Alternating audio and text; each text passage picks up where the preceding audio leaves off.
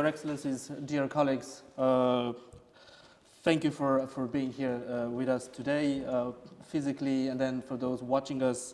I am delighted to welcome you to this special edition of Resilience Talks, aptly titled Under Siege, the Riveting Story of Ukraine Resilience. We gather here today at a prestigious French institute, not just as individuals, but as a community, united by a shared commitment to uphold democratic values, respect for international law, and a belief in a Europe whole, free, and at peace. Before we commence, I would like to take a moment to reflect upon the gravity of the situation we will be discussing today. Ukraine, a country that has consistently demonstrated an unwavering commitment to its path towards European integration, is currently under an illegal and criminal invasion by Russia. This blatant disregard for international law, sovereignty, territorial integrity is not just an attack on Ukraine, but an affront to the very principle that bind us together as the Euro-Atlantic community. And yet, despite the immense challenges it faces, Ukraine stands resilient. The courage, the determination, and the indomitable spirit shown by the Ukrainian people serves as a beacon of inspiration for all of us here. We aim to shine a spotlight on this remarkable resilience and discuss the wider implication of the current crisis on the Euro-Atlantic security. We are privileged today to host two esteemed guests. First, I have the honor to introduce His Excellency Mr. Ihor Prokopchuk, Ambassador of Ukraine to Romania. Ambassador Prokopchuk, your tireless effort and steadfast dedication to represent Ukraine and its interests are truly commendable, especially, and I emphasize, especially in these challenging times. Thank you for accepting our invitation, Ambassador. Also, we are joined today by Mr. Ovidiu Raetchi, the President of the Euro-Atlantic Resilience Center. At the end, we will have a Q&A session, a couple of questions for the public, so feel free to join us along the way. Ambassador, thank you for accepting our invitation again. And before we dive into the conversation, I'd like to take this opportunity and to say a couple of words because you are here. It's an honor for us. I know how busy you are in your agenda. I just wanted to say, and I think I speak for a lot of people, that I hold and we hold the utmost admiration for the Ukrainian people's resilience amid Russia's brutal assault. Their remarkable bravery from the armed force to the ordinary citizens of all ages is deeply inspiring, both personally and professionally. Facing tremendous adversity, they exemplify unyielding spirit and steadfast commitment to their inherent democratic rights. Their collective courage is not only a testament to their strength, but also a beacon of determination for the future. We continue to be inspired by your country and by your people and by its continuous and permanent resilience. As a first question, Ambassador, these days, whether we gather in Bucharest, whether it's in Paris, in Berlin, in all of the capitals of the Euro-Atlantic community, experts, academia, everybody is talking about Vilnius, the next NATO summit. Ukraine's aspirations have been well known to belong to the Euro-Atlantic family. I wanted to ask you, in terms of Ukraine's expectation regarding this NATO in Vilnius in July, what are your expectations? And is it a Ukrainian membership that your country seeks the most, or is it security guarantees until the end of the war and then a potential membership, or is it at this point that you need more weapons, more ammunition, more military aid than an actual NATO membership? Well, thank you, Mr. Moderator. Good morning to all participants of today's event. Before I take this specific question, I would like to thank all of you for participation, for taking interest in this ongoing war, in its repercussions, and also in what we all need to do together to counter the ongoing aggression of the Russian Federation and help Ukraine defeat the aggressor. Mr. Moderator made a very extensive introduction to our today's debate, in particular referring to the shared values that we all are committed to. For my part, I would also want to express gratitude to the director of Institut Français for offering us this space. But when Mr. Moderator remembered this ideal of Europe whole, free and at peace, I immediately recalled a very important document that was endorsed, that was signed in Paris in 1990. And that was called a Charter for a New Europe, or we call it Paris Charter for a New Europe. And this is one of the fundamental documents relating to the values, to the principles, alongside the Helsinki Final Act, whereby the countries came to agreement on the fundamental norms and principles that unite us and which we want to adhere to build a stable, secure, and safe environment for all of our peoples. And therefore, I would want to say that it was just a couple of days ago that I participated in another discussion which was titled Ukraine, the Battle for the Freedom of Europe. And I felt that there is a very strong correlation between this vision of Europe whole, free and at peace, and this fight that is currently fought by Ukraine to defend the freedom and the values that were very well articulated in Paris nearly 35 years ago. This is what exactly is happening. About the specific question of the upcoming Vilnius NATO summit.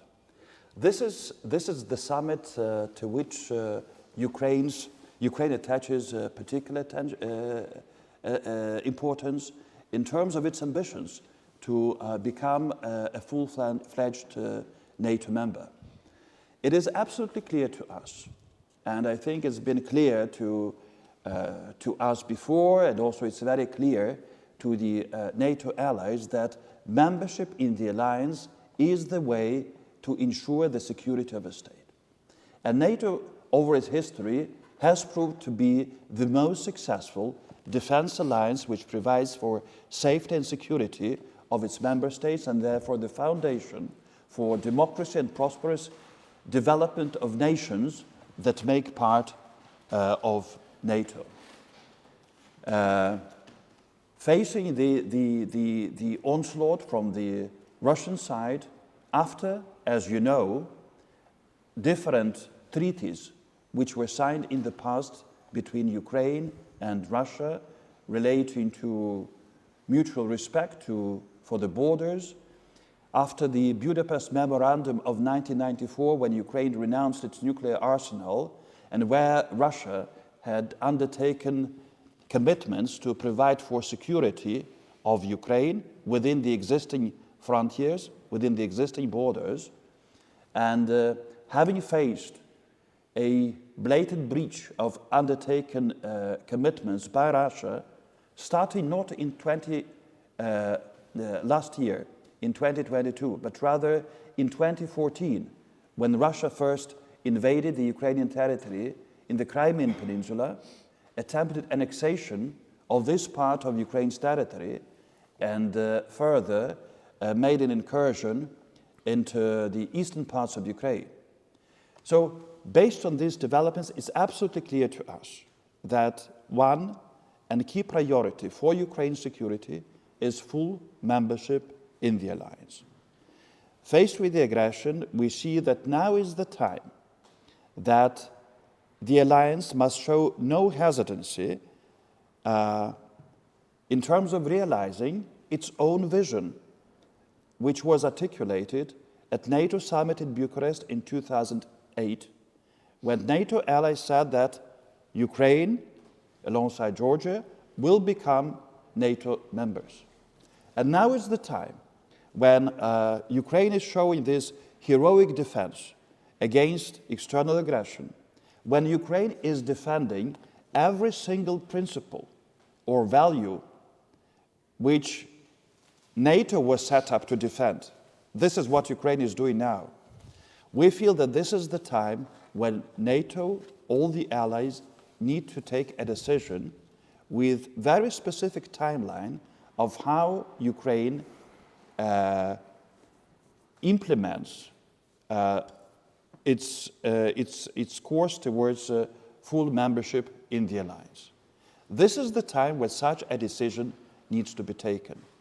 And therefore we expect that to make Vilnius NATO summit a success, it is necessary to very clearly articulate what we call an algorithm. Others would call it a timetable of Ukraine's accession to the alliance. Leaving Vilnius, it needs to be clear to the allies within NATO, to Ukraine, how we move together to make sure that Ukraine becomes a NATO member. This is number one. We know that this will not happen immediately. We know the impediments which are posed by the ongoing Russia's war of aggression against Ukraine and the impact upon realizing this objective of Ukraine's membership. And therefore, alongside the formulation of this very clear timetable and algorithm, we suggest and we expect that a decision will be taken on security guarantees for Ukraine until the time when Ukraine becomes a full-fledged NATO member. Such guarantees would not be a substitute for Ukraine's future NATO membership, but that would be an instrument for security guarantees for Ukraine in the process of it joining NATO. Here we also use a precedent that was set by the European Union last year, when a historic decision on Ukraine's candidate status with the EU was taken, and which was accompanied by 7 recommendations which are to be implemented by Ukraine for the decision to be taken on launching the accession negotiations. And these 7 recommendations are very clearly formulated. We know what Ukraine needs to do. And once we complete implementation, we know that we are at the next stage. This is what we expect from a decision to be taken by NATO in Vilnius.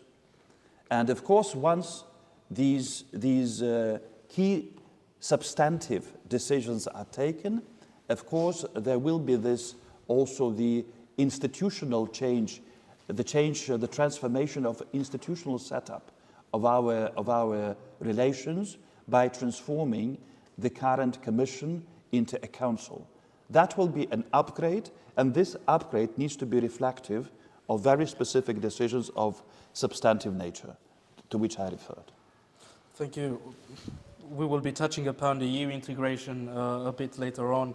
I was asking because more and more countries are publicly support the NATO membership bid. France was among the latest countries that have sort of publicly supported. We know that President Klaus Johannes signed a document with President Zelensky in Odessa, if I'm not wrong.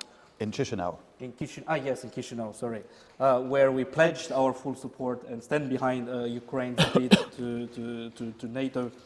So I just wanted to ask you, is it the ongoing conflict a problem for Ukraine's membership? Do we have to wait to the end of it? we had the example. I mean, I've seen a lot of experts talking about Germany, East and West, when it happened, and how the other part of the Germany joined the NATO, although it was pretty complicated. Do you see any comparable situation? Do you see it as a problem, or are you sure that very soon, as I am and probably all of us, we believe in a strong and firm Ukrainian victory in pushing back the illegal and criminal Russian army? This is a war, a very big war. And of course it has very big implications in different areas. And we understand that ourselves and also our partners are giving thought about how the consequences of this war also have an impact on this relationship between Ukraine and NATO.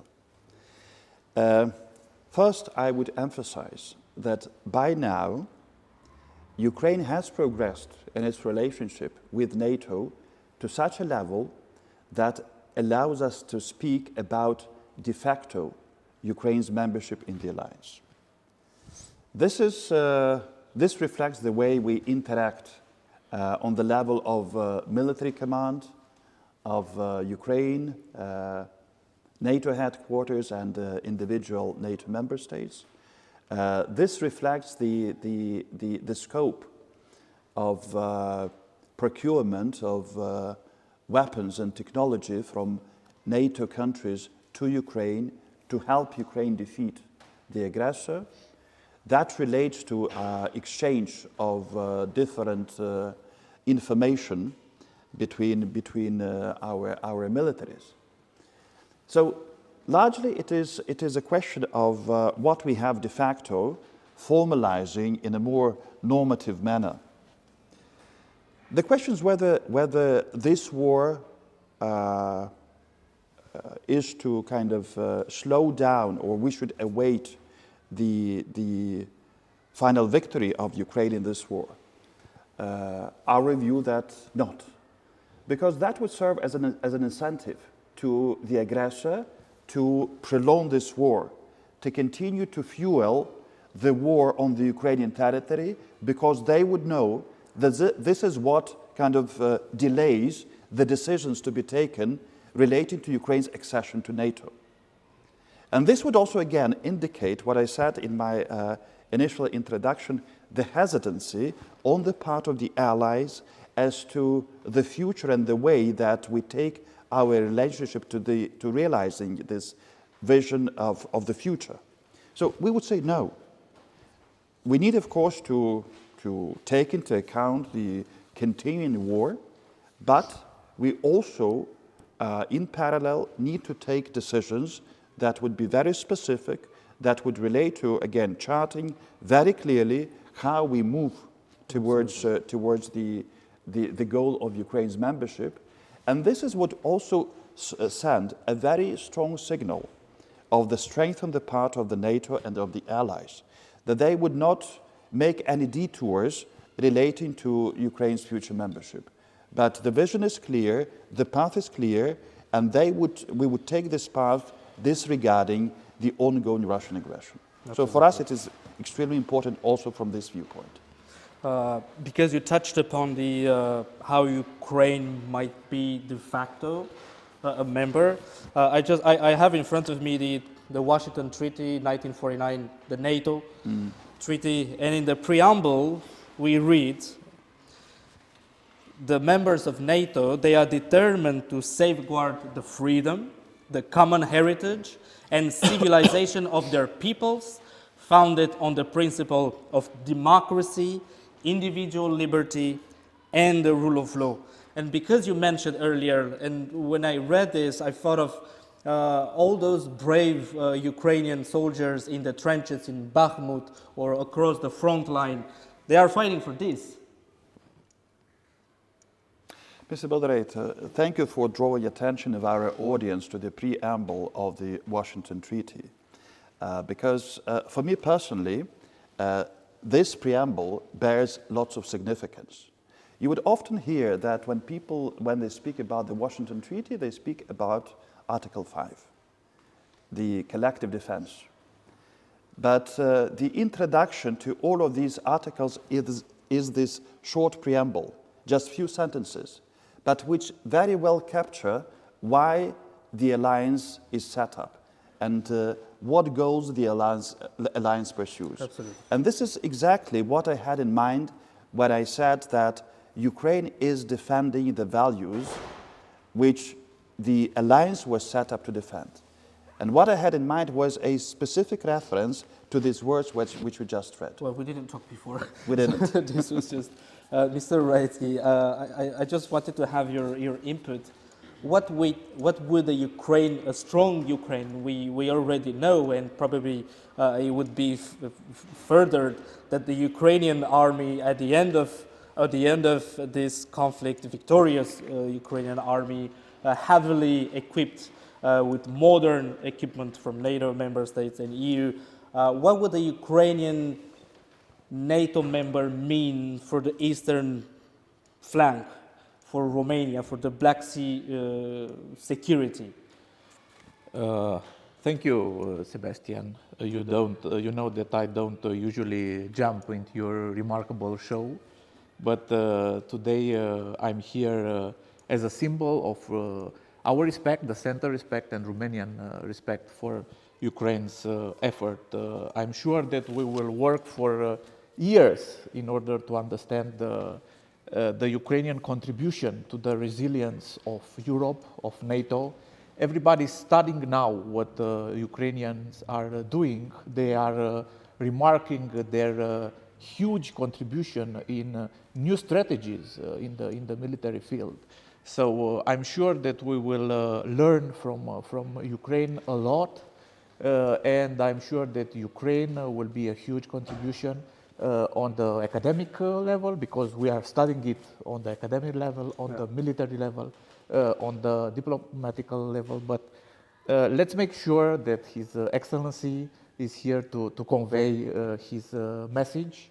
And let me be your rather assistant today than your co-moderator rather than an analyst, and ask His Excellency about some huge contribution to resilience. For example, the continuity of government. We all know that the Russians are attacking traditionally, the Soviet Union is traditionally attacking the continuity of government. And besides all those huge columns of tanks that are heading towards the capital, what they are aiming, in fact, is cut the continuity of government, to reach the head of the state, to make him desert, to make him run, to go for the palace, the seat of power. And that's what they did in Afghanistan, that's what they did in Eastern Europe, in Hungary. This time they failed. And they failed because of Mr. Zelensky's courage, determination. He didn't want a ride, he wanted ammunition. But I'm sure that he wasn't alone, that it was a system that worked, that proved efficient. Everybody knew what he had to do, everybody kept their ground, or at least the majority of the Ukrainian people. And this is one idea that I would like to have a comment from His Excellency, how he explains this very functional doctrine of the Ukrainian continuity of government. Second, I would look at societal resilience. What Ukrainian people proved is a remarkable resilience in terms of this field of believing, proving trust in the Ukrainian state idea, because this is one idea that Mr. Putin tried to deny, to try to put under question mark.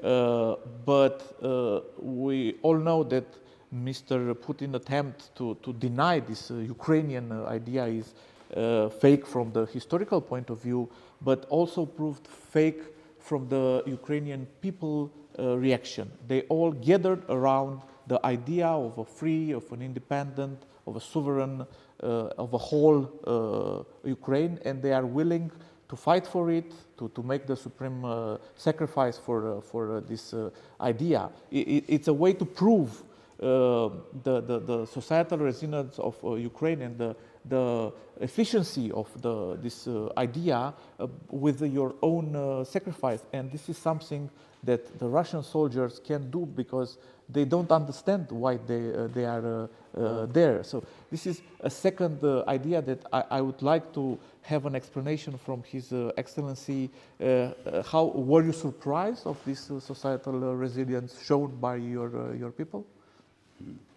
Well, thank you, Mr. Director, for these very interesting questions relating to different aspects of Ukraine's resilience. And as we go on, we can also speak again about other areas of Ukraine's resilience relating to energy, relating to economy, and so on.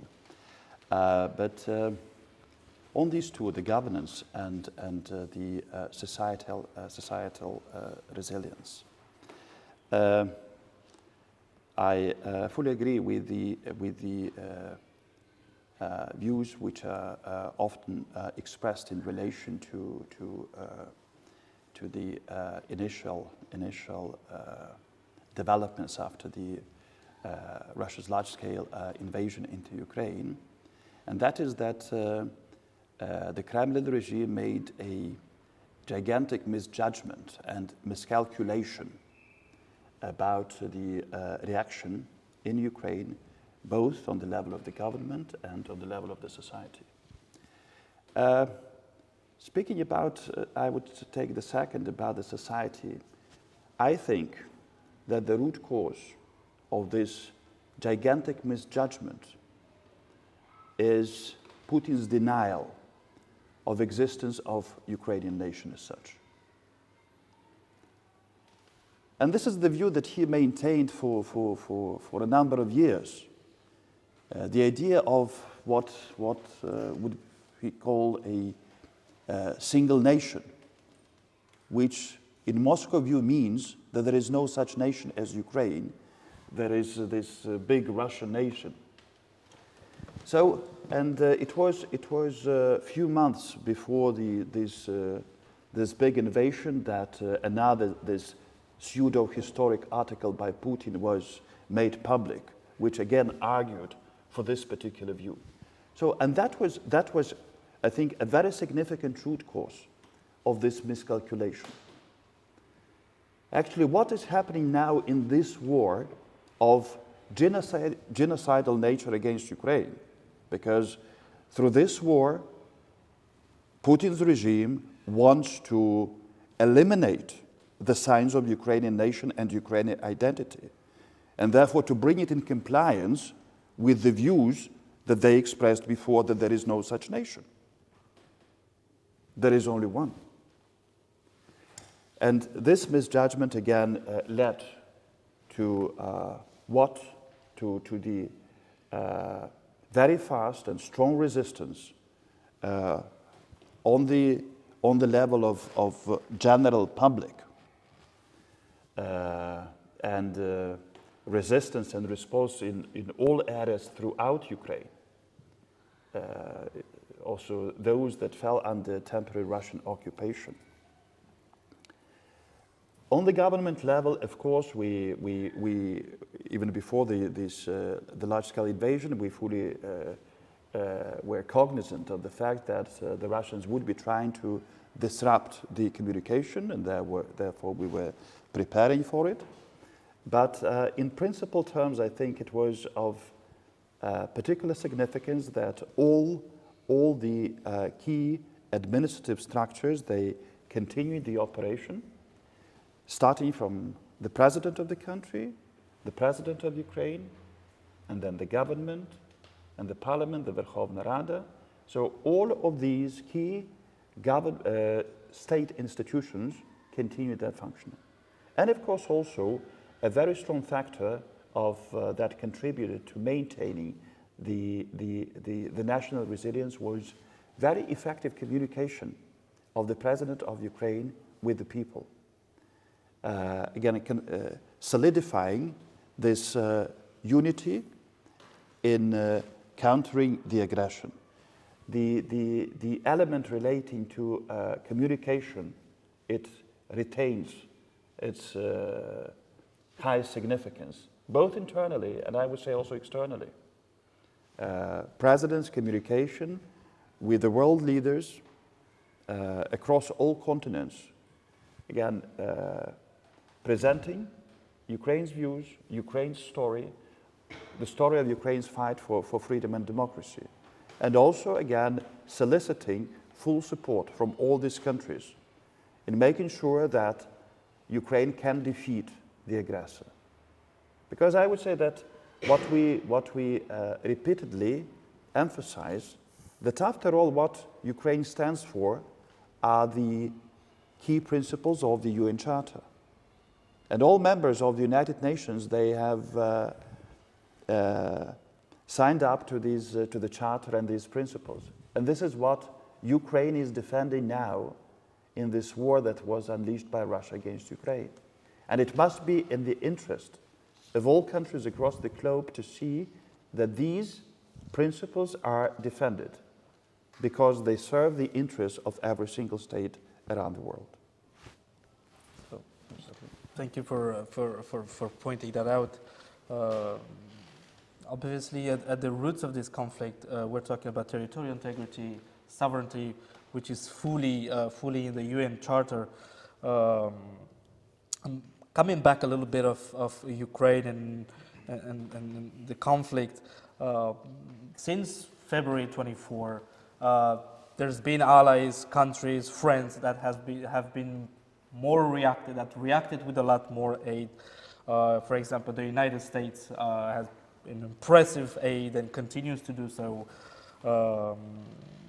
In your perspective, has the EU, has the US done enough? Can we do more? Of course, this is an ongoing conversation and debate that we have between Ukraine and our partners. And I would want to, first of all, underline the importance of solidarity with Ukraine and importance of different coalitions which were built between Ukraine and the partners and which serve the goal of ultimate Ukraine's victory in this war. And when I speak about specific coalitions, I have in mind, say, even the most recent discussions about the F-16 coalition. And this would be a coalition of countries that are willing to support Ukraine in terms of procuring F-16 planes and also training Ukraine's pilots. This is the Patriot coalition.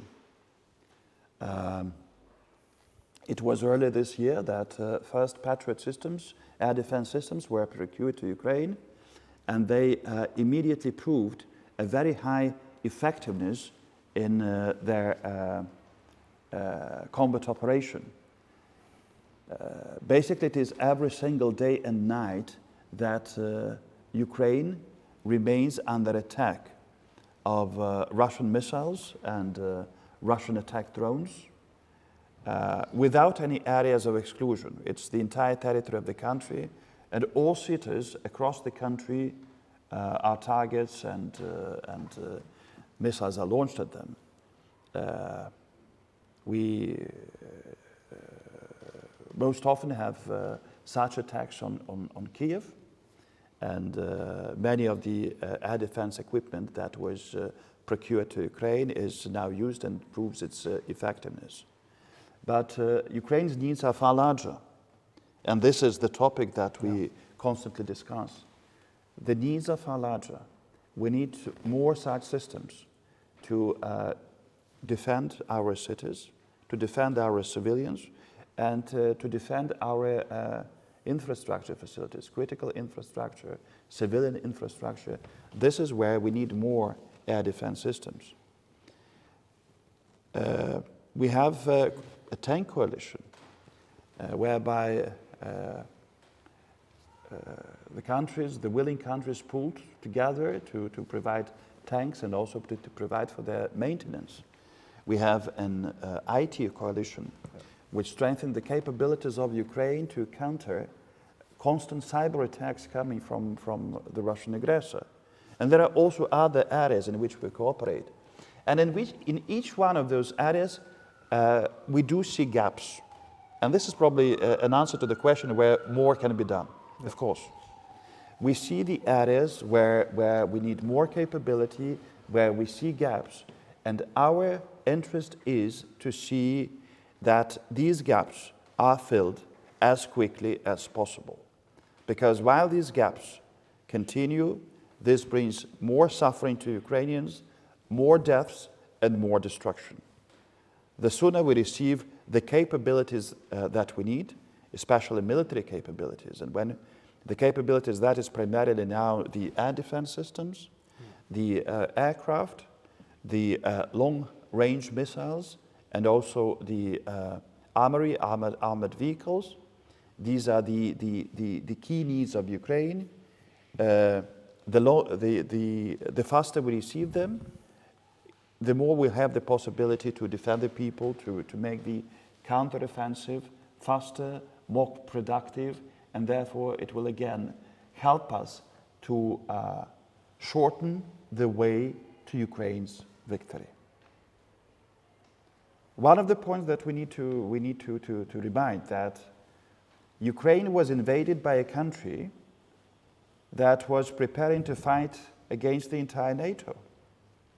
They were making claims about advances far beyond Ukraine's territory, and they were preparing for it in military terms. They invaded Ukraine, and we stopped them, and we pushed them back, and we need all the weapons that our military need to push them back to their own territory. Just to make a point here, a lot of the air defense, for example, you mentioned, I remember before Ukraine received some of the equipment from the Western allies, those tweets that you would see at night, 3 bombers left some airport, and then in the morning you see a lot of damages, civilian infrastructures attacked, and after the transfer, the effective transfer of the air defense, you would see 48 missiles and sometimes 100% interceptance. So those equipment, that aid is saving thousands and thousands of lives. And as we have seen, Russians specifically target residential buildings, markets, train stations, and so on. I just want to go back a little bit because earlier you mentioned EU integration. Last year on the 17th of June, Ukraine received the candidate status, and ever since a full-fledged process has started. I wanted to ask you, because we all remember in 2014 the Euromaidan images with the European flag flying high and proud.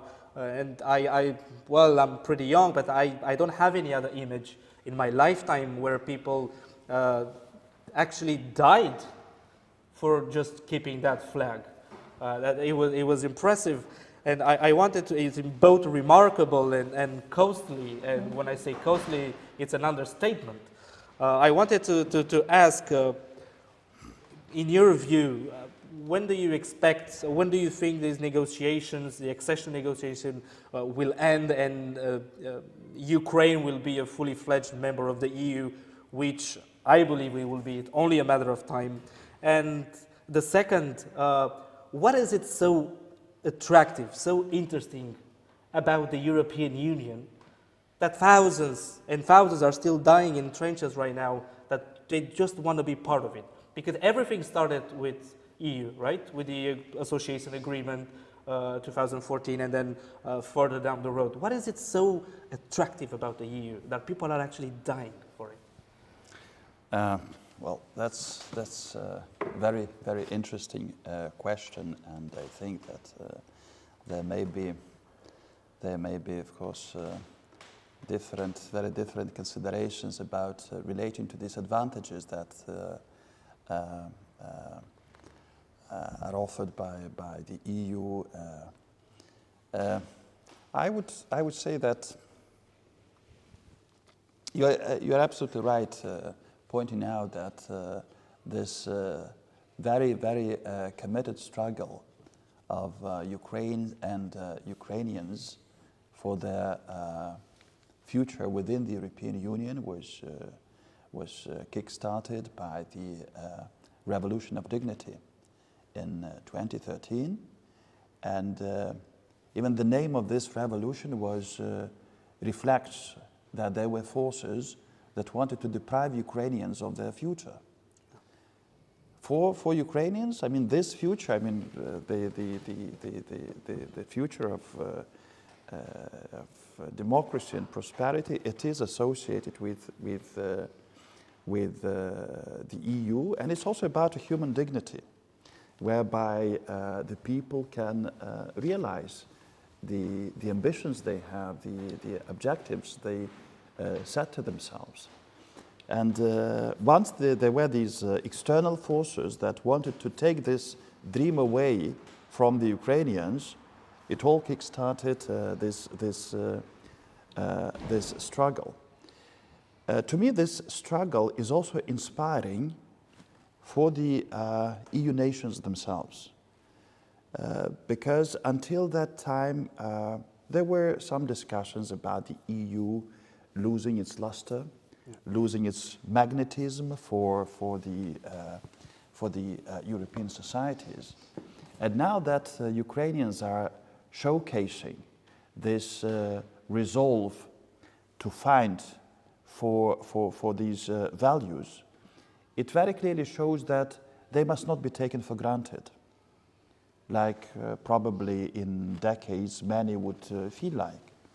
But this is exactly a big treasure that has been achieved by the nations of the European Union, and Ukrainians are now showing, with their sacrifice, that it is worth defending them, and it is worth dying for them.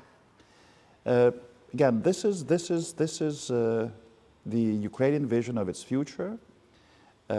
What drives the vision of, again, freedom, and probably this feeling of freedom is in Ukrainians' DNA. They fight hard for it, and this freedom can only be realized among these nations that have shown that they are, again, they all share these values of democracy, rule of law, and freedom. Sebastian, if you will allow me, I will just go back a second on the idea of the Western support for Ukraine and ask you if, in the light of the recent events in Russia, the failure of the Russian state, the Saturday insurrection, do you feel that after this sign of weakness, the support of the Western power will be stronger for Ukraine, now that everybody saw that the war seems to be won? People never believed we will reach this point. Now the Western people are starting to have this image of failure of the Russian state to survive the defeat, of a search for maybe a potential new leader that will accept negotiation and will accept to leave Ukraine, will accept to leave Crimea. Do you feel that in these conditions the Western help will get stronger, or maybe will feel somehow the panic that the Russian state is collapsing, and that somehow Putin is offering an authority that is more safe than the authority offered by some criminal fighters as Prigozhin is, although they are both guilty of genocide. First, I would probably say about this the goal of defeating Russia. I would first of all say that Ukrainians have already shown that they can defeat Russians. After all, in March of last year, the Russian troops were a few kilometers, 10 or 12 kilometers away from Kiev. So they were very close to Ukrainian capital. They were also besieging other big Ukrainian cities like Chernihiv in the northern part of the country, Kharkiv. They were also attempting to conquer it. So they were putting under siege many Ukrainian cities. And they failed to do that. They were defeated there. And large parts of the territory that were initially occupied by the Russians were liberated by the Ukrainian forces. And therefore we have already shown that we can defeat the Russians on the Ukrainian territory. And this should serve as enough incentive for all of our Western partners to provide the support, the assistance identified by Ukrainian military, because they know what they need on the battlefield to defeat the Russians, so that we continue doing that. And it has been stated very clearly by Ukrainian president that our objective and our goal is to liberate Ukrainian territory without any exception. So that also means that all of the territory, including Crimea, must be liberated from the Russian presence. They must go back to their territory. We want to see the re-establishment of a border between Ukraine and Russia. We know where this border is, and our goal is that the sovereignty of Ukraine is re-established on all of these territories under the border. Another aspect is, of course, what is happening in Russia. And we have argued that Putin's regime is not as strong as it wants to create the appearance of. And basically this action by last Saturday only proved the weaknesses of the Russian regime and also the cracks in this entourage around the Kremlin. Some observers also note the ease with which these forces, the Wagner forces, moved towards Moscow through different oblasts without meeting any resistance. Now the observers also indicate to the quite significant for one day number of aircraft that were shot down by these forces. And this again, this shows this the overall state of the control of the regime in that country, the state of the military, and the war was started in Moscow. I mean, it was entirely unprovoked war of aggression. That's absolutely clear. And yes, it will also stop there. It's hard to predict what could be the developments in Moscow, but that will have a very strong impact on all those cracks that were identified, were seen before, but now clearly they become public and obvious to all observers. We can only see that they would expand, and resistance to this suicidal course or the course of self-destruction that was chosen by Putin and his cronies, that it be reversed. Just to add up, this weekend, and what a long weekend this was. I saw a tweet there was mentioning that from the second best army in the world, it went to the second best army in Russia. And that was just to illustrate. And Mr. Raetchi somehow led me to my next question. Putin had hoped from the very beginning that there's going to be some sort of fatigue in Western societies. Elections are coming up in the United States pretty soon. Next year, we're going to see elections in Europe all across member states. Are you worried? Well, first, I would rather say from the very beginning, Putin and his regime expected that they would take the upper hand very fast. Yeah. And when they faced the failure of this initial plan and initial intention, then in later months, it was a reconsideration and rather again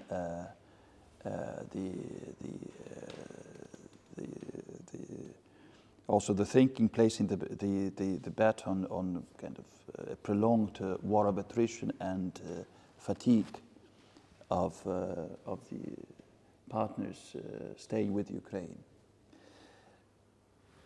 The leadership role of the United States of America was crucial in providing support and assistance to Ukraine from the very first days, and it remains crucial now in terms of, again, leading this coalition of democratic nations to help Ukraine win in this war. We have enjoyed a very broad bipartisan support in the US Congress. So the strong commitment to helping Ukraine is shared on across the aisles among US congressmen. It is a very strong position of the US president. And of course we expect that this commitment of the United States of America to the ideals of democracy, it will stay unwavering, and we will continue to be supported by the United States. These are also the assurances that Ukraine receives from the US administration, and we continue to maintain on all levels a very close contact with the counterparts in the United States. The elections that are due to take place next year across many of the European countries, of course, they will somehow may distract attention. But after all, it's important to remember to all that support of Ukraine is not merely a moral choice of supporting a victim of aggression.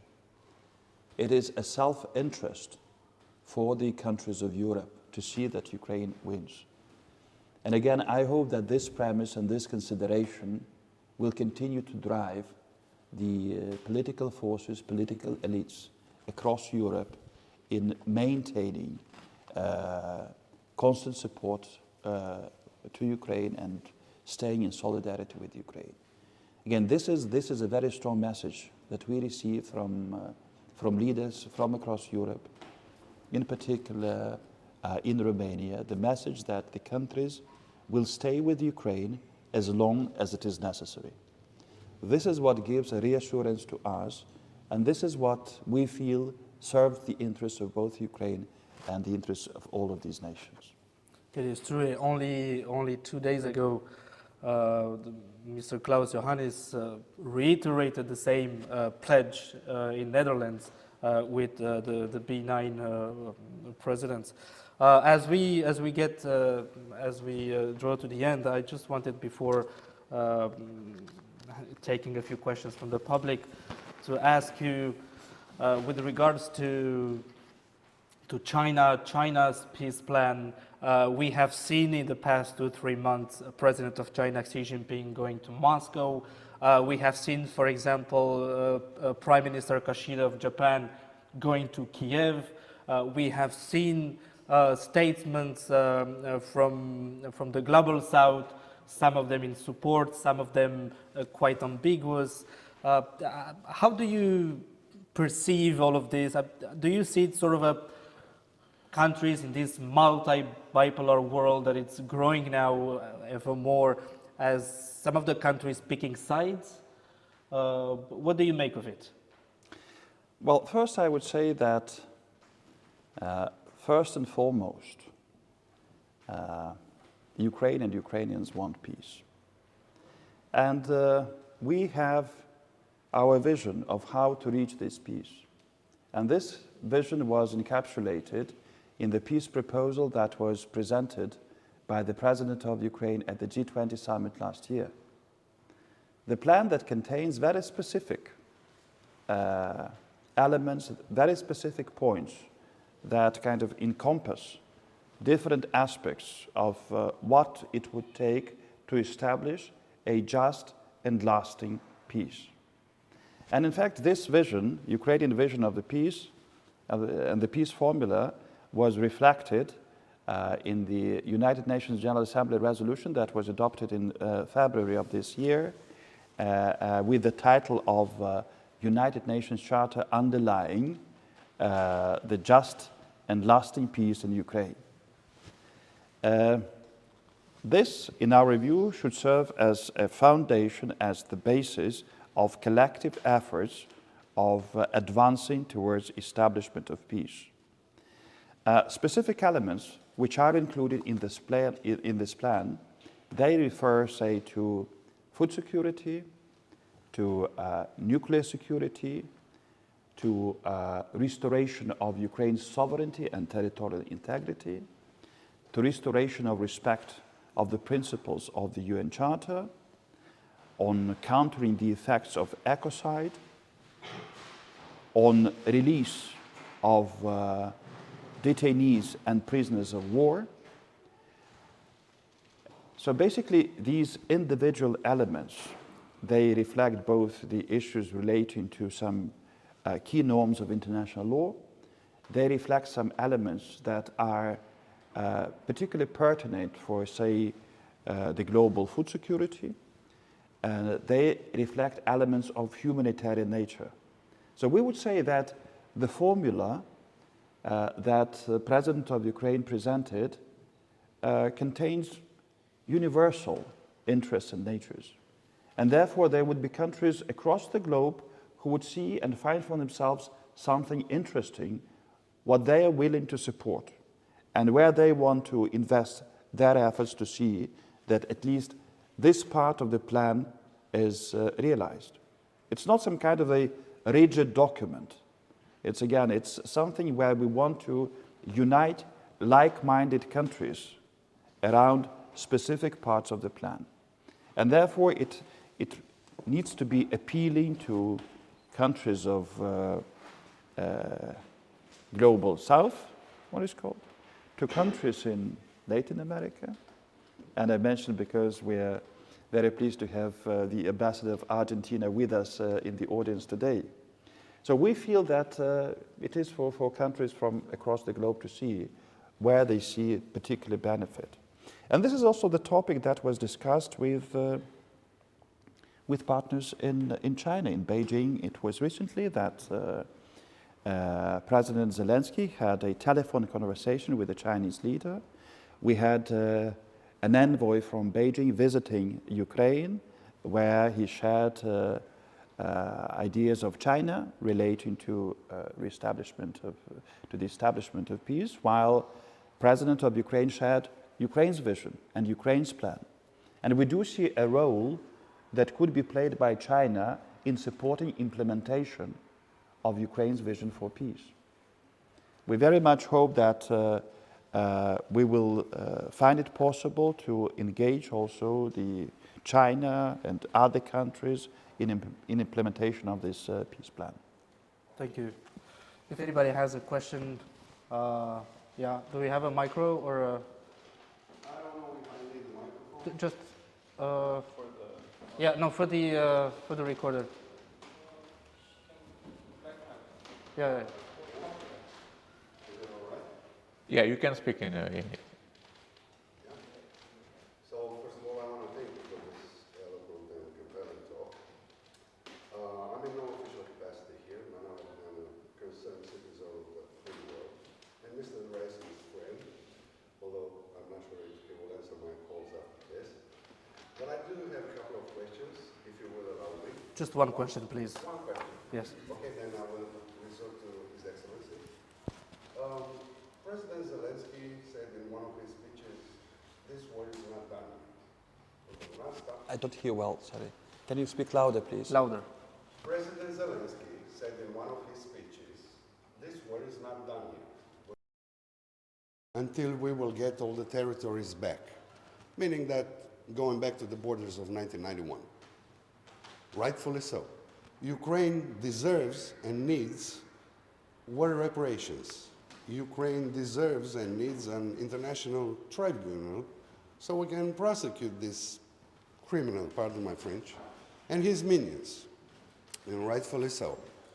But on the other hand, we have Vladimir Putin, who thinks he is, among other things, a historian, and he says, you know, Sevastopol was founded by Catherine the Great in 1783, so it's mine. But we know that's not true.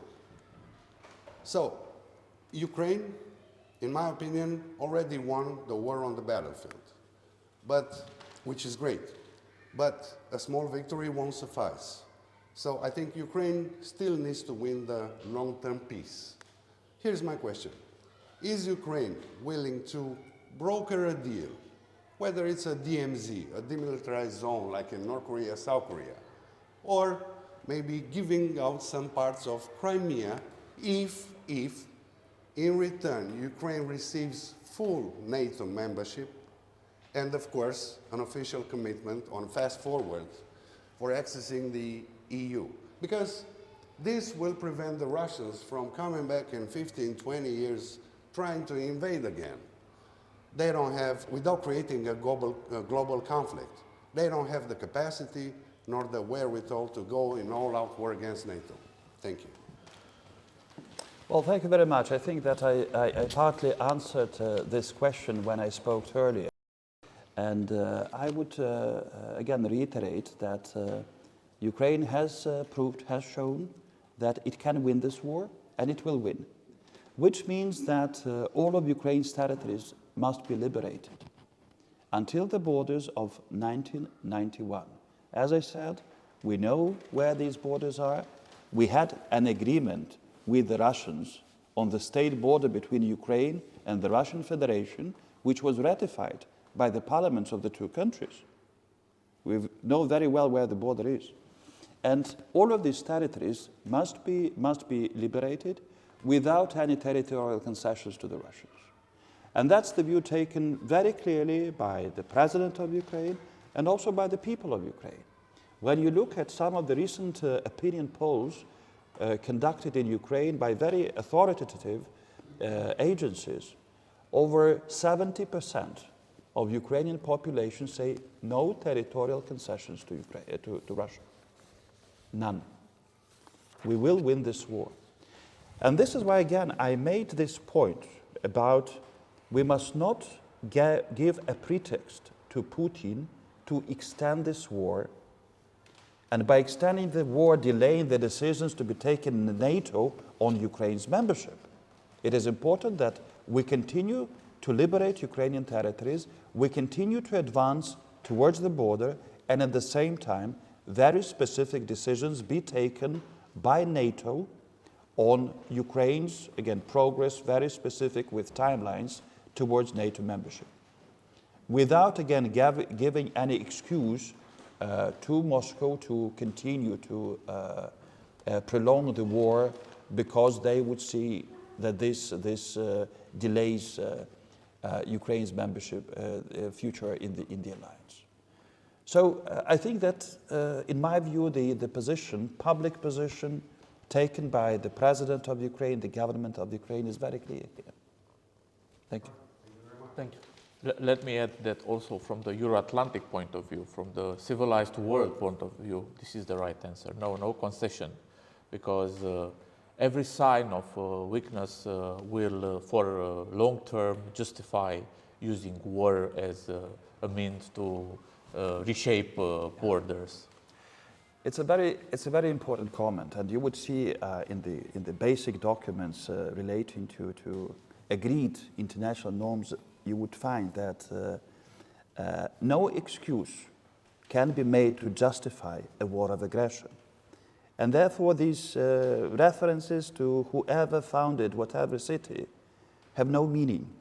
We have the norms, we agreed the borders, we signed the documents, we have the charter whereby we all committed ourselves to respect international borders.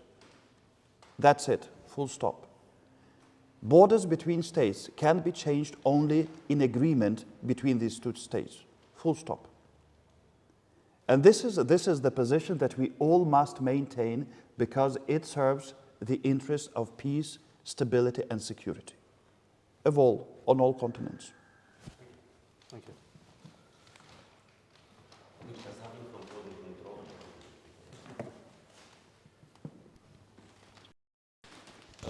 Let's go from the idea that Ukraine is accepted in NATO now. What we should expect from Russia? Escalation of the tensions and of the war, or the escalation and they will retire because they can't win anywhere with NATO and so on. And what we should expect from the non-democratic states?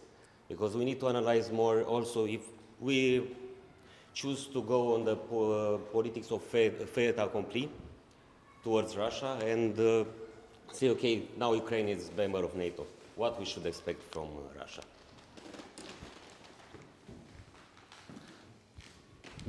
Well, my view is that Russia will accept this fact, and we need to create this fact. Just like they accepted the fact that Finland and Sweden applied for NATO membership, and Finland is already a NATO member state. They accepted this fact, and this must be precisely also the situation with Ukraine. Russia must not be given even a slightest hint of veto in terms of decisions that are to be taken by the allies.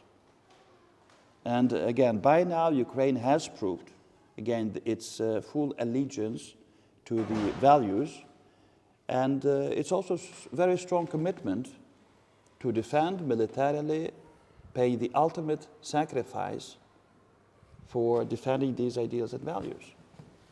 You may look again, there are these different surveys that are conducted about level of commitment in different countries across the alliance, about how people are willing to take up the arms to do the same. And this is what Ukraine is doing, and therefore Ukraine's membership in the alliance will be a huge contribution to defense capabilities. It will be a very big asset to the alliance in military terms, in terms of strengthening the capacities to defend collectively every inch of the NATO territory. Absolutely. Should we expect nuclear escalation from Russia if, for example, we accept Ukraine now in NATO? Because actually this is the biggest fear of a lot of Europeans and so on, that if we take very brave decisions towards Ukraine and so on, we will see a nuclear escalation. This is a real fear, or we really should fear nuclear bombs going to London, how they are threatening every time on the Kremlin media, propaganda and so on. We will bomb London, we will bomb Washington and so on. Should we really expect a nuclear escalation if we take the brave decisions like acceptance of Ukraine in NATO? Well, we have seen indeed recently the escalation of rhetorics relating to the nuclear threat. And it must be a very, very firm stance of the alliance, of the European Union rejecting such rhetorics and making it very clear that it is unacceptable. I would not see it in terms of a kind of likelihood of nuclear escalation on the Russian side as such, but what we do see are the risks of Russians committing yet another atrocious war crime by making a terrorist attack in Zaporizhzhia nuclear power plant. Maybe, again, devising a false flag operation. But what we do see is that the Russians have made preliminary preparations for executing a terrorist act on the territory of the station. Some military fortifications that were built there, and also the areas of within the perimeter of the nuclear power plant that were mined by Russian military. And this mining has already been confirmed by the mission of the International Atomic Energy Agency that visited Ukraine. This is where we do see a danger, a threat now, and therefore we very strongly encourage the international partners to be very firm in their reaction of preempt such a course of action on the Russian side.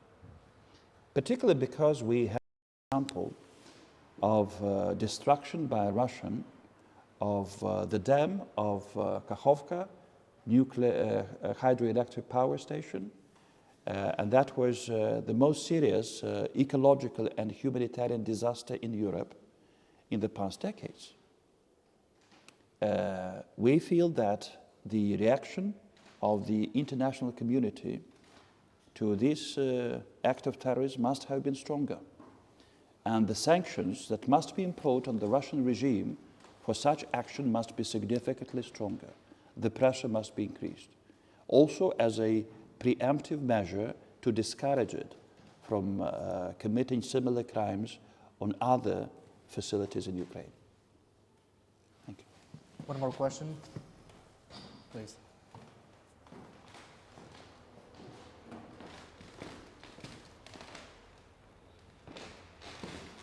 Good afternoon. Mr. Ambassador, my name is Drew Beck. I'm the U.S. Army Europe and Africa Host Nation Advisor for Romania, so I live here in Constanța. My question concerns disinformation, particularly in Romania, as the Ukrainian Ambassador to Romania, and as Romania heads into elections next year, as the U.S. heads into elections next year. Are you concerned about the ability of disinformation coming from Russia to put cracks into Romania's support for Ukraine, support for NATO, support for EU? Thanks. Let me say that disinformation and disinformation campaigns are definitely a very significant part of Russian strategy of military campaigns, of also having other political impact on other countries, where they invest very large amounts of money, and where they have been showing some results. And therefore, this is definitely an area to be very closely watched.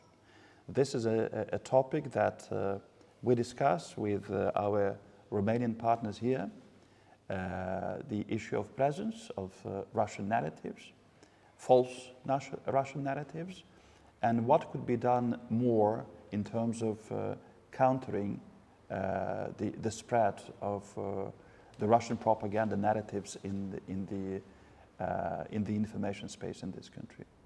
This is definitely the area where I think we have common interest to join efforts. And on the Ukrainian side, also with our experience and expertise in this area, of course, we are also ready to share it. Thank you. Please. I would like to thank you for the invitation to the Euro-Atlantic Resilience Center. Of course, Your Excellency, it's an honor to be here also, a pleasure. We met in Kiev. We worked with, when the ambassador was in charge of, I don't know, 40, 70 countries, I don't recall at this time, but in charge of Latin America. I would like to point out that Argentina has voted in favor of all the resolutions at the General Assembly, that we have left our historical neutrality, and that we hope that peace will come soon to Ukraine. I see also, you pointed out about the peace formula. You were expecting something from Latin America. I think it's a very important initiative that Ukraine has initiated by approaching to the Latin American countries. I think this will bring some important results. Of course, there is some other issues, and one of the main points, of course, is the long-lasting and just peace. Is Ukraine expecting some warranties at this point? Will there be a group of countries? I don't know exactly what is the perspective now, because a long-lasting peace maybe would need some warranties from other states, from Europe, from other continents. It's just a reflection. Thank you. Thank you very much, Ambassador, and it is a great pleasure for me to see you present at this discussion. Indeed, we have a very strong interest in continuing to foster our relations with countries of Latin America. And we do see that those countries also have a stake in making sure that Ukraine wins and peace, just and lasting peace, is reestablished. For us, just peace is peace founded on basic principles of international law enshrined in the UN Charter and the Helsinki Final Act. It's very simple. About the guarantees, as I was saying before, for us, the number one top priority in terms of security of Ukraine is membership in NATO. This is a number one priority because we see that this is the way whereby a country secures its future in safety. But that would take time when we recognize it, even if it is a shorter time. So until then, yes, we do expect that decisions will be taken on security guarantees for Ukraine. This is something that is intensively discussed now with allies.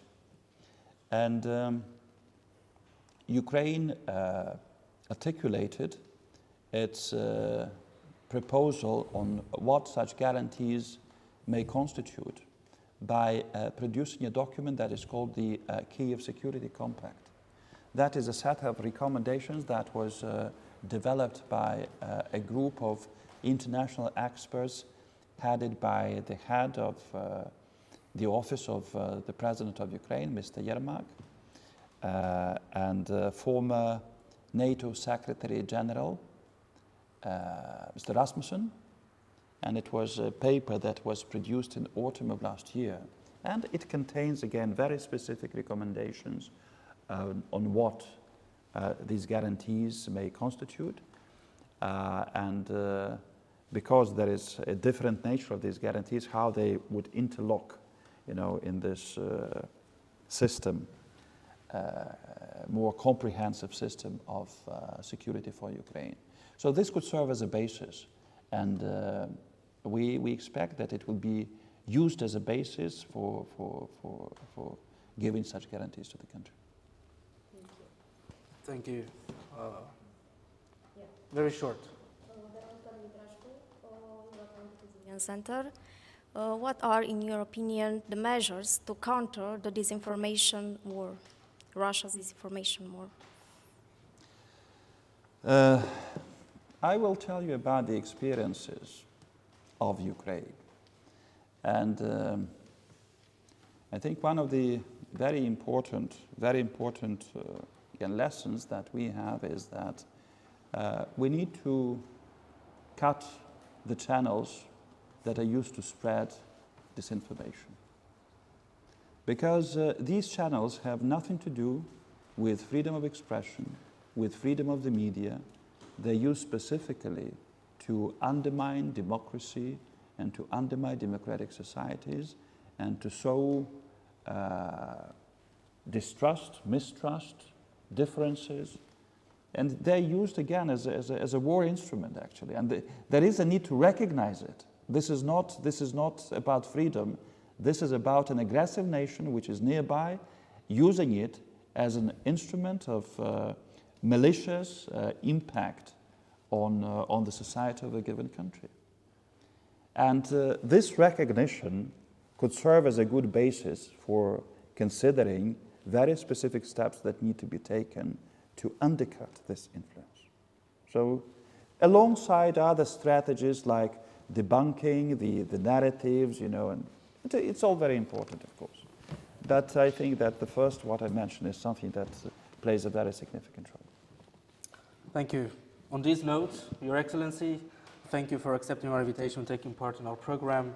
Mr. Raetchi, thank you for helping me moderate today.